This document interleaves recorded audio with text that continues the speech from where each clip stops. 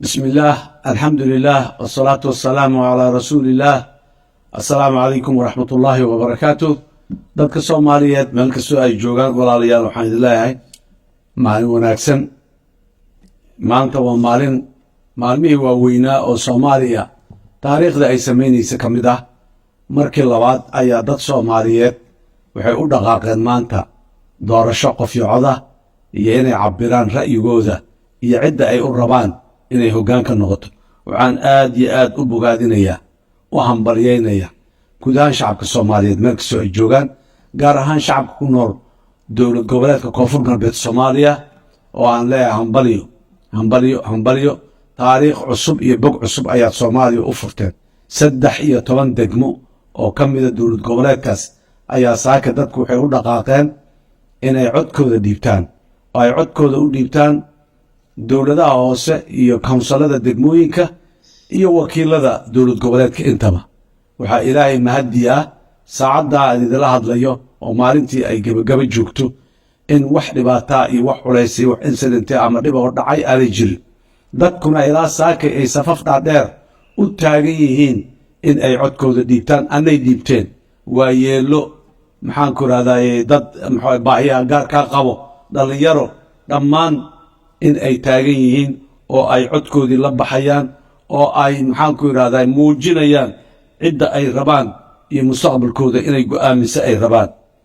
waxaan rabaa dadka Soomaaliyeed arrintaas waa misaal waa qudaysi mudan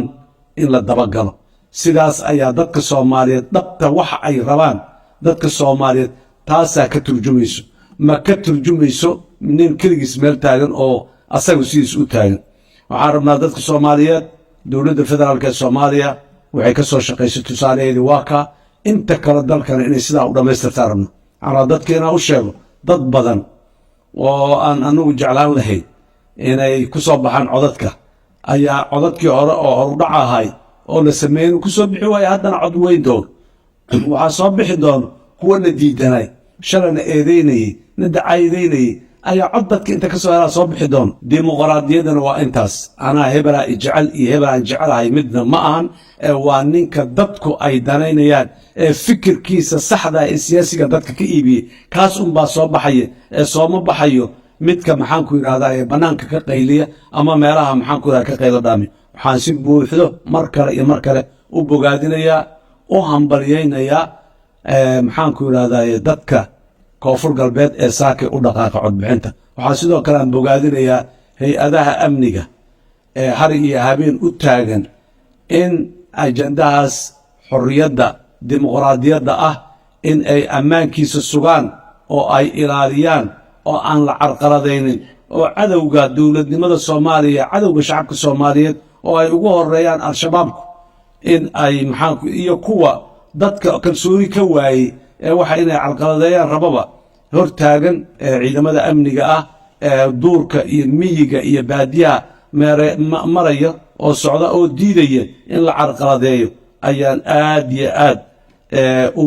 u bogaadinaya ayagana waxaan leeyahay shaqadiinii iyo waajibkii laydin igmaday ayaad si fiican oo wanaagsan aad u qabateen guulaysta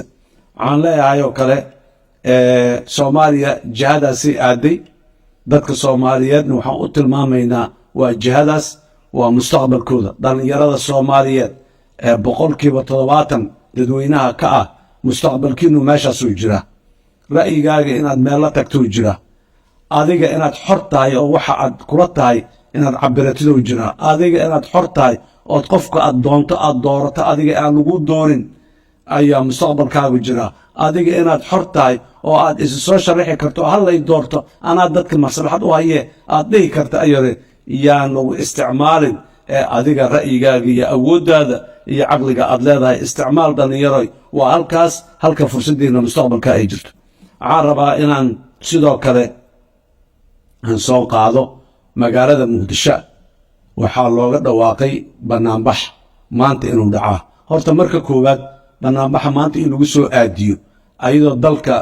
meel ka mid ah doorasho aad iyo aad u ballaaran ay ka dhacaysahay su'aalay leedahay maxaa maanta loogu soo aadiyey oo ay doorasho ka socoto dalka waa su'aalay leedahay waxaa iyadana su'aal meesha taagan ah oo in la fahmo u baahan sababta maanta oo ay dowladda Soomaaliya ku baaqday shir hordhac ah oo wadaxaajooda in la isugu yimaado banaanbaxa loogu soo aadiyo asagana niyad samaan kama muuqata meeshaas maalintii oo shir wadaxaajooda dowladda ku baaqdayna banaanbax lagu soo aadiyo maalintii doorasho ay ka dhacaysay dalka qaybo weyn oo kamid ah lagu soo aadiyo banaanbax niyad samaan loo soo abaabulay ma ahayn banaanbax Soomaaliya in lagu carqaladeeyo ay ahayd dowladduna intay fahamtay ayay ogolaatay in banaanbixi la qabto hase yeeshee nasiib darro dadka Soomaaliyeed ayaa ayaguna dhinacooda ka fahmay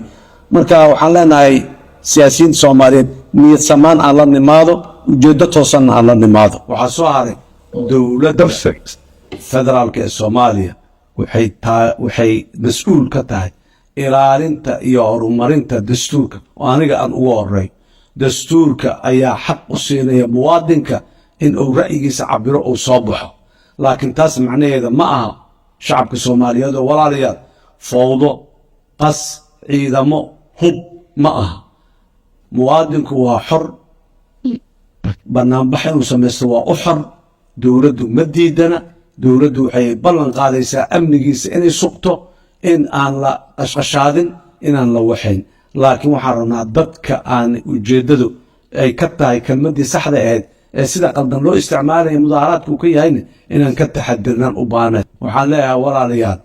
ra'yi siyaasadeed oo dadka laga gada la imaada xasaasiyaadka iyo caatifadaha dadka yaan la kicinin hadda 36 sano ka hor aan caatifada dadka kicinay dhibaatadii naga gaartay waan garanayna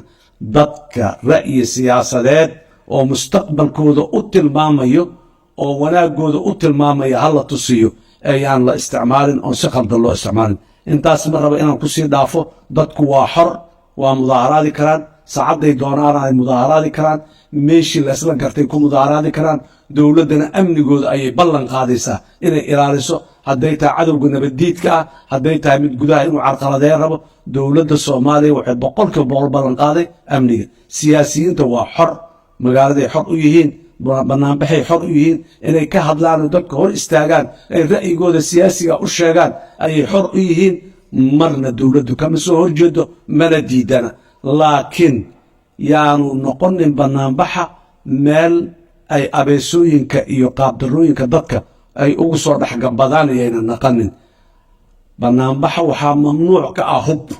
waxaa mamnuuc ka ah in la soo hubeeyo oo dad hubaysan socdan yiraahdo banaanbaxay qayb ka yihiin ama banaanbaxay ilaalinayaan banaanbaxa dowladda Soomaaliya ay ilaalinayso amniga caasimadda ka jira dowladda ilaahay ka sokow dowladda ka mas'uula dadka caasimadda ku nool dowladda ka mas'uula amnigooda banaanbaxooda iyo xuquuqdooda inay meel barsanaada dowladda ka mas'uula amniga banaanbax kasta oo la qabanayo dowladda ka mas'uula ayadaa ilaalinayso qof gaar ma ilaali karo maleeshiya laguma ilaali karo qoray aan sharciyeysnayn oo nin oo muwaadin oo la ordaa la cararayo laguma ilaali karo dowladda iyo hay'adaheeda amniga ee magaaladan amniga ka dhigay ayaa ilaalinaya ayagoo difaacayo oo xurmaynayo xuquuqda muwaadinka uu u leeyahay inuu bannaan baxo yaan dadka la khaldin yaan dadka been loo sheegin yaan dadka jahaanay wax ka jirin la aadinin walaalayaal dalka Soomaaliya dimuqraadiyad iyo xorriyad iyo amni iyo deganaansho u dhaqaaqa xaggiisa dowladdii intaas horseedaysay laguma eedayn karo inay amni darro iyo maxay carqaladeyn wado laakiin dadweynaha Soomaaliyeedu xoraatiin banaanbaxad xor u tihiin codkiina xor u tihiin inaad doorataan cidda idin hogaaminaysaad xor u tihiin ajandaha dowladda ay leedahay kaas waay mid ka duwan ma aha yaan idinku qalluucinin aad iyo aad ayaan mar kale iyo mar kale aad u mahadsan tihiin waxaan idiin rajaynaynaa guul shacabka Soomaaliyeed guul mar kale iyo mar kale shacabka koonfur galbeed hogaankooda dhaqanka hogaankooda siyaasadda hogaanka amniga meeshaas ka jira iyo hay'adaha dowladda intaba waa bogaadinayna hambalyaan leenahay hambalyo Soomaaliya wada cusub u furteen wad ku dhiirateen oo ku horqacdeen Soomaalina wadadaas fiican way idinku daba kacay haddii alla yiraahdo aad iyo aad ayaa u mahadsantihiin assalaamu calaykum waraxmatullaahi wabarakaatuh